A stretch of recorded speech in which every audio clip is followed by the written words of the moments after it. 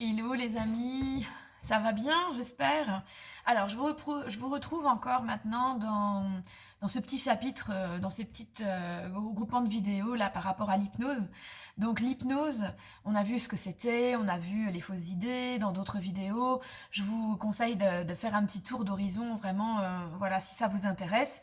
Maintenant je vais vous expliquer la partie consciente. Qu'est-ce que c'est notre conscient? Voilà. Il faut savoir que l'état de conscience, en fait, par rapport à l'état inconscient, à notre inconscient, notre subconscient, le conscient représente 10%. Oui, 10%. Et tout le reste, 90%, c'est l'inconscience. C'est l'inconscient. C'est le subconscient. Voilà. Donc c'est là aussi où on remarque aussi, je vous mets une image en fait dans la description qui vraiment vous fait, vous fait comprendre l'utilité d'aller travailler l'inconscient. Ça, c'est vraiment important. Alors, le conscient, c'est quoi notre état de conscience normal, notre quotidien? C'est la partie de nous qui pense logiquement, d'accord? Je fais des prévisions avec ma conscience. J'ai des raisonnements avec ma conscience. J'ai une intention. Je fais des préparations. J'anticipe les choses. J'ai de la volonté grâce à ma conscience. D'accord? Donc on est sur logique, raisonnement, prévision, volonté, préparation, intention. D'accord? Perception, critique aussi. La conscience, elle communique en mots et en phrases.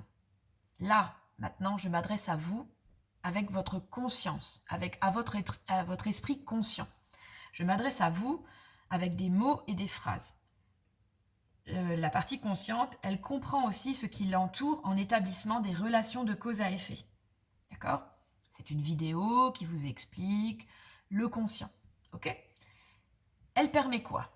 Elle permet la concentration. Elle permet l'analyse.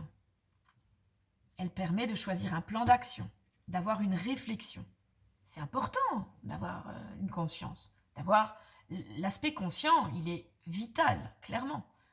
Mais c'est quoi on va me dire, pas le défaut, mais la faiblesse en fait de la conscience?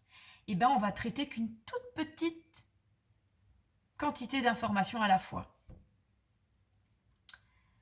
On ne peut pas retenir beaucoup de choses en même temps. Je prends un exemple, tout simplement, retenir un numéro de téléphone.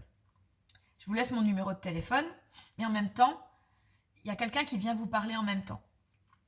Alors, vous allez avoir deux choses à faire en même temps, et là, du coup, ça devient très compliqué. Vous pouvez vous concentrer, vous pouvez travailler, ça, bien sûr. Hein. Il y a des gens qui sont plus attentifs que d'autres, plus réceptifs que d'autres, mais ça va être compliqué de retenir un numéro de 6 chiffres ou 10 chiffres en même temps d'avoir une autre information. Donc ça, c'est le bémol, entre guillemets, de la partie consciente.